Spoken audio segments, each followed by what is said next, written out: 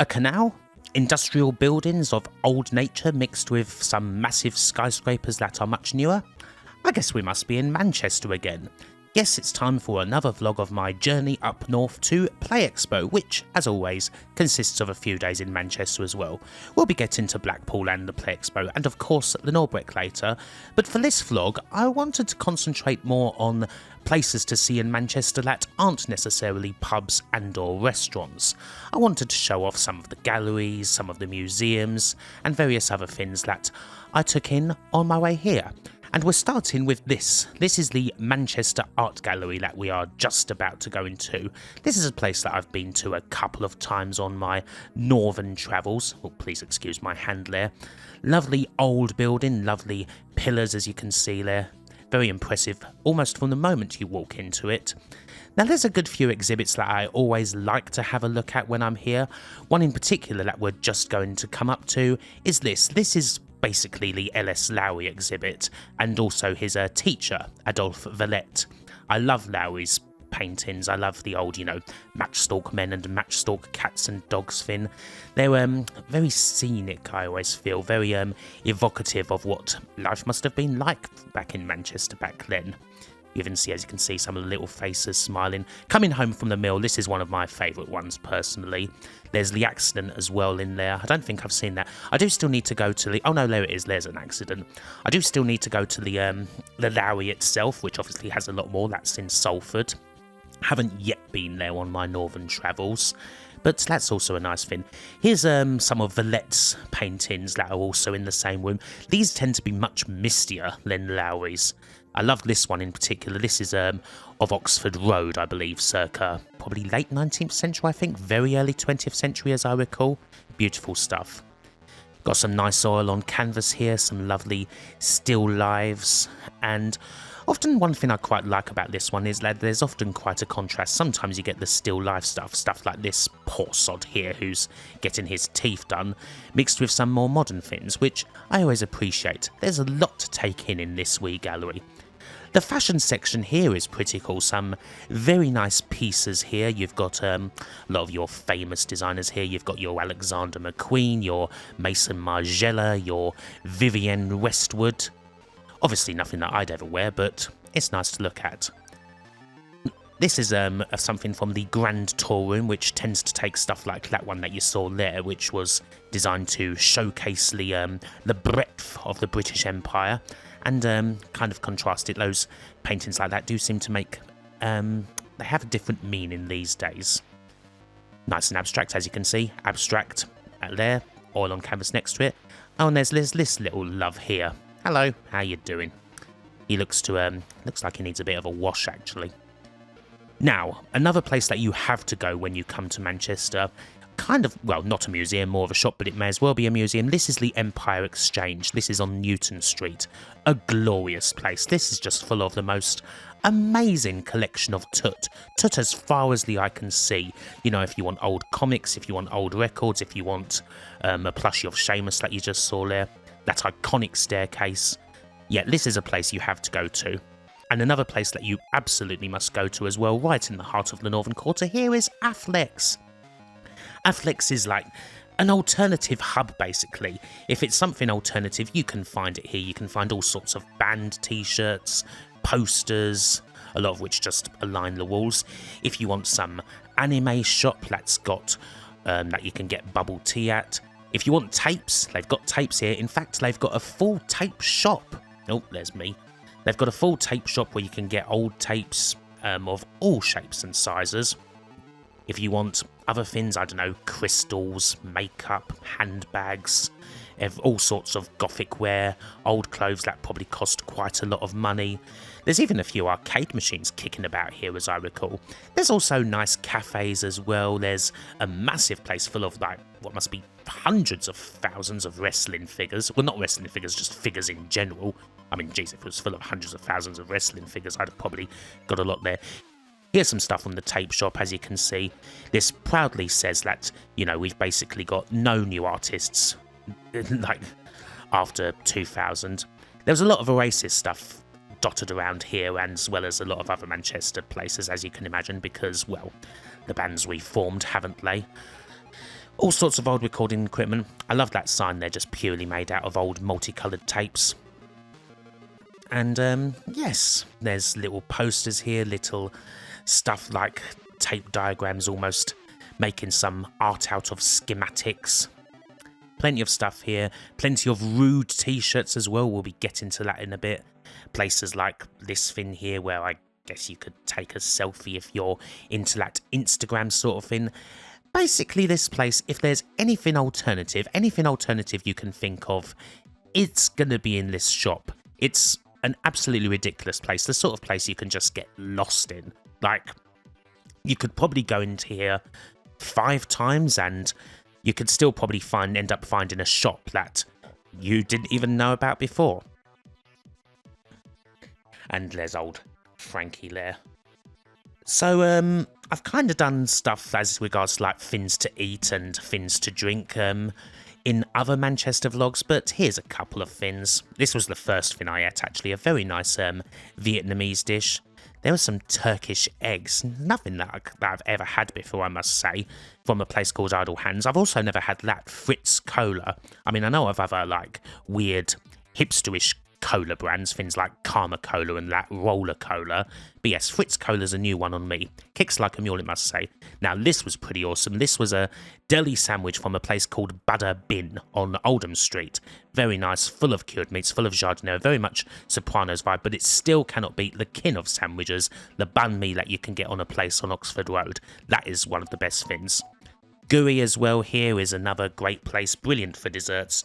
A place you should probably go to before it completely blows up, because it's going to at some stage, because the donuts and pastries they have are amazing. This was the best meal I had on my trip, Albert Schloss. Oh, Albert Schloss, I had an absolutely amazing beef bourguignon there, beautiful beer, a Manchester institution, this huge place, the former Albert Hall. I still need to come here at night because apparently the night stuff is amazing. There's that beef bourguignon, and also some of the best service I've ever had in any place. If Vanessa, if you ever watch this, massive shouts to you because you were wonderful, and thanks for the free pastries as well. A few places to drink here. I didn't really take much footage of the places I drank at because, again, they are in my previous Manchester vlog, so do check that out from 2 years ago. But we've got some cool places, some classic ones, the Castle Hotel we've got here. We've got the Crown and Kettle, which is an amazing old bank, beautiful building, and now a very nice pub. And again, all sorts of Manchester on wall, and lots of lovely beer to drink as well. Nice views out of these classic windows. Yes, all the brickwork still out. They've kind of kept this as is, which is wonderful. Bar Fringe. This is one of Manchester's wonderful, best-kept secrets. Great Belgian beer that's cheap. Lots of great banter in there. An absolutely wonderful landlady. This is a place, if you go to Manchester, you must visit. And of course, you must visit the Millstone, where karaoke is basically on at all days. People always have a good time. Great to just get up there and have a bit of a sin. Everyone's having fun there. I did have a few sin-sons there as well, I must admit, as I often do. Here's Matt and Fred's as well. This is a great place, jazz bar. This was on a Monday. This was the last night of my trip. They were doing a open blues night. Great place to go. As you can see, I mean, this is a Monday and it's absolutely rammed in there. Could barely even get to see the band, but it was all good. Again, decent drinks there. They do a very nice Caprinia there. I'm not really doing cocktails at the moment, but yeah, you can get some nice ones here along with your usual beer.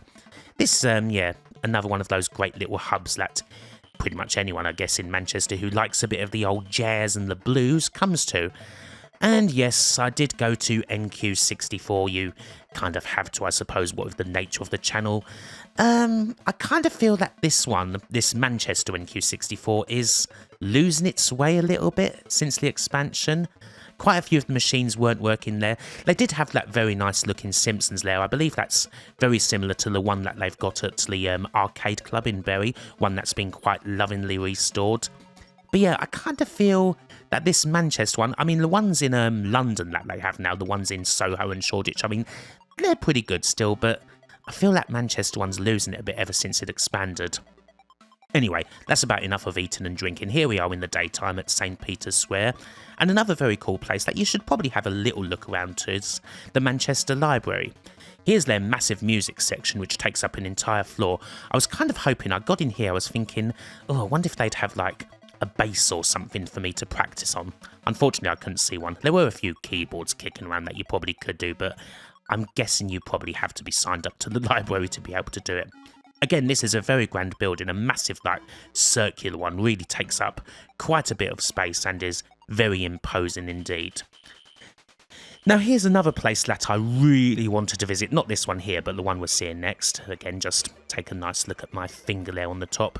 I've been meaning for quite a while to go to the National Football Museum. Now, most of the places that you're seeing here that are like things to see are free. This one isn't. It costs £16 to enter if you're not local to Manchester.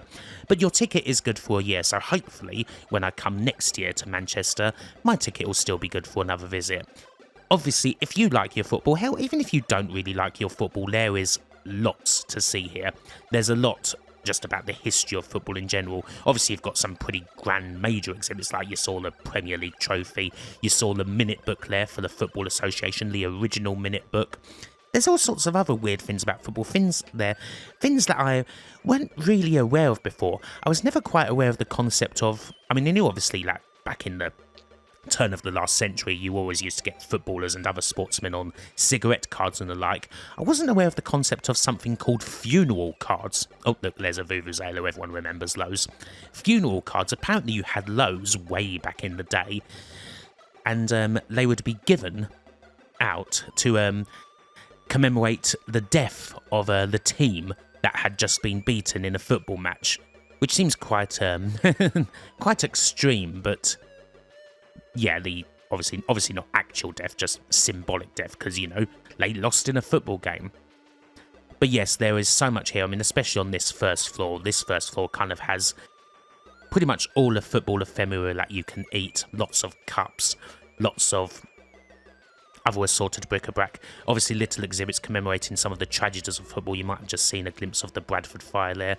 Football magazines, pick out some of the ones that maybe you used to read back in the day. A vintage sheepskin, the sort that might have been weared by old Motty, who also provides the voice for the lifts and tends to go, "Oh, you're on floor 6," when you're actually on the ground floor, which is obviously quite amusing. Look at that, a vinyl record featuring BBC commentary highlights of the Cockney Cup. The earliest surviving FA Cup there, speaking of cups. They did have a little section of games, mostly board games, but there were some odd little computer games there as well. Not a whole lot. I kind of imagine it was just stuff they probably just picked up from CEX and just got on the wall. So this might be one of the least impressive things here. One massive complaint I do have is that I couldn't find anything Southend United related at all, which frankly is disgraceful. They need to sort that out. This is kind of the top floor. This is kind of more art floor, kind of a workshop kind of floor. Lots of Park Ji Sun stuff here. Park Ji Sun stuff was all over the place. I didn't realise he was such an icon. I mean, I know he was a great player. That closet exhibit, that was pretty powerful actually. That we just saw a couple of shots ago. Very much centred around Justin Fashanu. The Science and Industry Museum, this is another absolutely must visit. This one's free.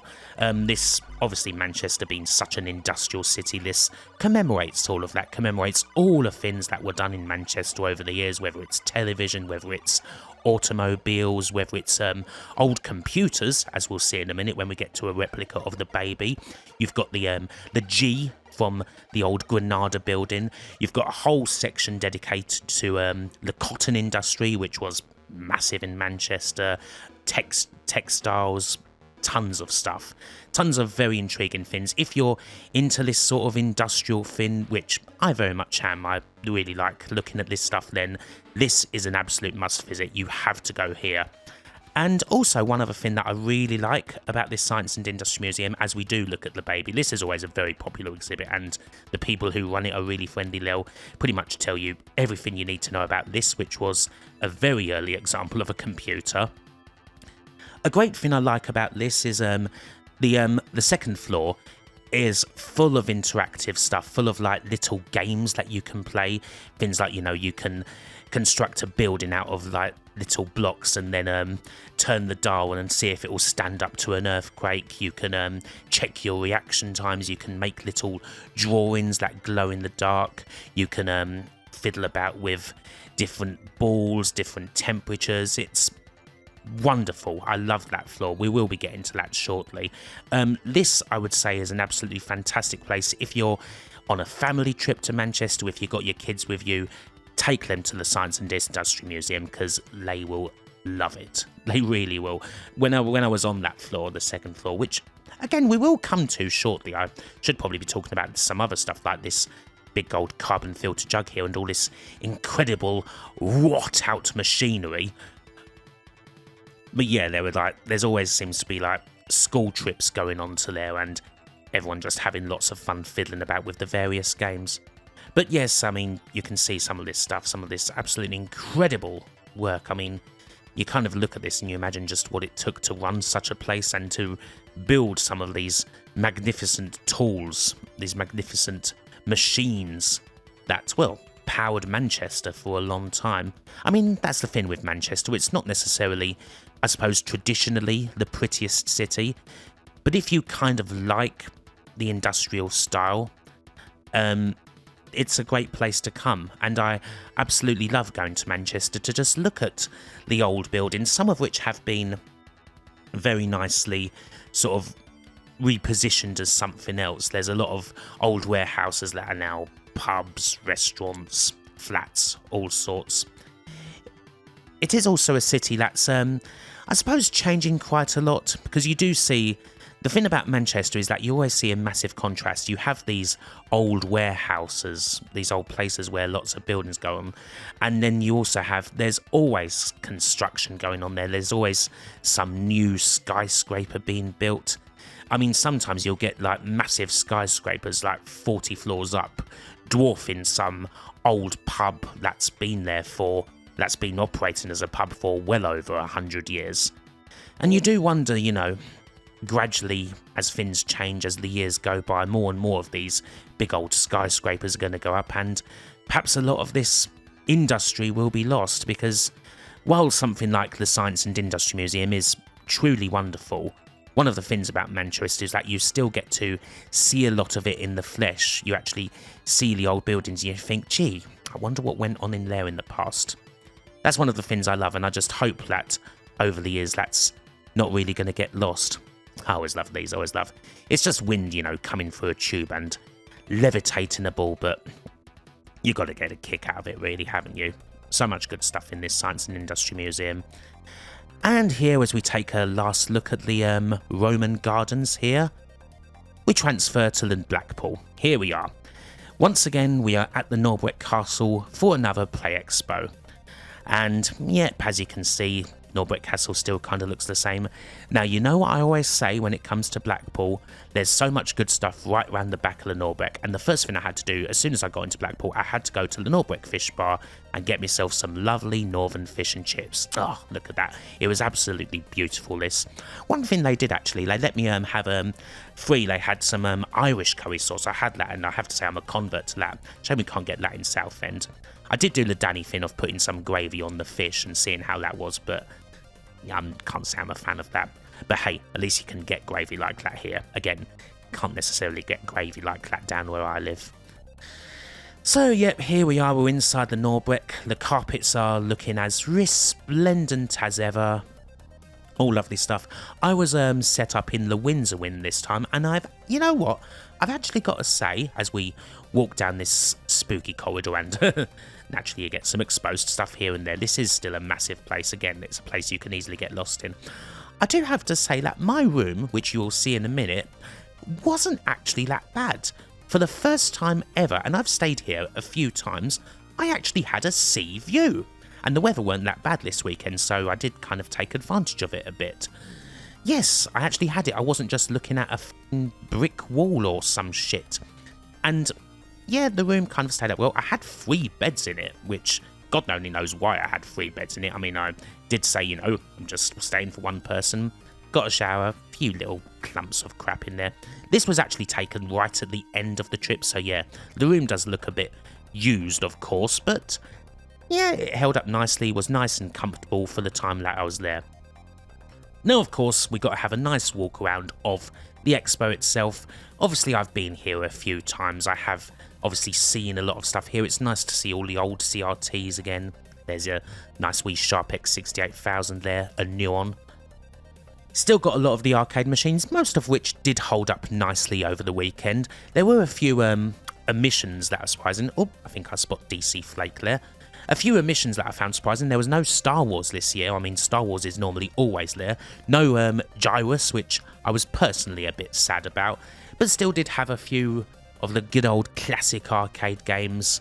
Burger Time wasn't working, which was a shame, but I did try and play as much Cuba as I could. Cuba is something that I'm playing quite a lot now, but as much as I did, get a good chance to play on a few arcades, for me, Play Expo isn't necessarily about all of this. It's about meeting people. It's about meeting a bunch of people who I only get a chance usually to see once a year, because as it stands at the moment, Play Expo is kind of only a once a year thing at the moment, only in Blackpool. Hopefully it'll come back to places like Glasgow and who knows, maybe even Manchester. I don't know about London again. But yes, always nice to see so many great people, to have drinks, often just hanging out in the bar at the Norbreck and just chatting. We had a very nice curry as well on the Saturday night, which I didn't take much footage of. I tend to not take much footage of, the times when I'm just kind of arsing around chatting to people, because, well, that's what I'm doing. I'm just chatting to people. I'm not necessarily, in the mood at that time to, start thinking, oh, I gotta produce some content, I gotta take some stuff for this vlog that I'm going to do. But no, as ever, it was wonderful to see everyone. Wonderful to see guys like, obviously, Chris, Al, Rob, guys like, Andrea, all the Amstrad lot, bunch of legends that they are. All the good people, most of whom were very much there and present. Old people like Aaron and Kristen, who have gone all the way from the other side of the pond to come here. I mean, someone like Aaron, old Man Shovel, who you may know the name of, comes all the way from New Jersey, I believe.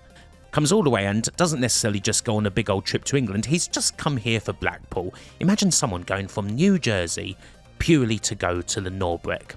Obviously, saw plenty of other cool faces as well. Saw Jim Bagley kicking around, saw old OSG, old style gaming. So many faces, I'm not going to be able to say them all here. I mean, I mainly concentrated on when I was actually going around Expo, and obviously, of course, I can't forget people like Games You Loved as well, Quan, Kin Monkey, Asobi, the Bitmap Bureau lot, Wetron, Lim, Mame Hayes, Costado, Antius, Tara, and Dan, of course. There's so many people. I mean, I don't want to miss out people, but invariably I will. But much love to all of you. Always good to see you folks again. I did have a look a bit in the selling section, the market. I didn't really buy a lot there, I must say. A lot of people seem to be a bit disappointed by that this year, I must say. Oh, big shout outs as well to Mikey and Janie. Mikey did an absolute fantastic job at ever with the talks. Here's one with Gary Carr. And big shout as well to Paul Drury here, who handled the talk for Warren Davis, who again came all the way over the pond. This was an absolute must-see for me, especially after having done the Gottlieb video and having covered Cuba, as well as absolutely brilliant game Us vs Them.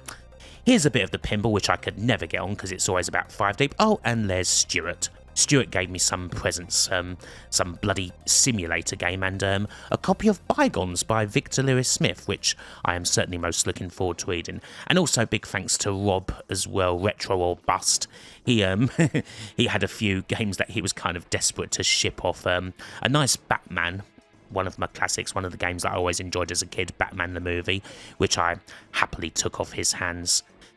So yes, this is just me drifting around. This is very early Monday morning, so everything's empty. This is just before I'm kind of about to depart Blackpool to go back to Manchester. The Norbreck's actually holding up quite fine. I couldn't see any Italian-style pasta, I must say, but then again, I never eat here in the Norbreck anyway, I wouldn't dare. The building itself seems to be holding up relatively okay. Unbelievably, I couldn't believe it, they've actually gone cashless, can you believe? It's cashless at the Norbreck. You can only use your card.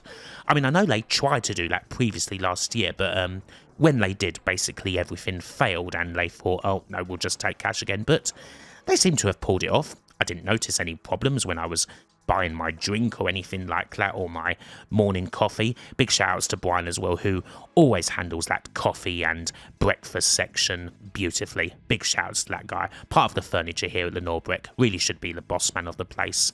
And as we take one final look around these once grand old corridors, this faded glory that is the Norbreck, we are about coming to the end of this wee vlog. Hopefully you've enjoyed this ramble, hopefully you've enjoyed this look around, seeing some sights from Manchester, seeing the Norbreck once again. If you went to the Play Expo, hopefully you enjoyed it, and I will say bye for now.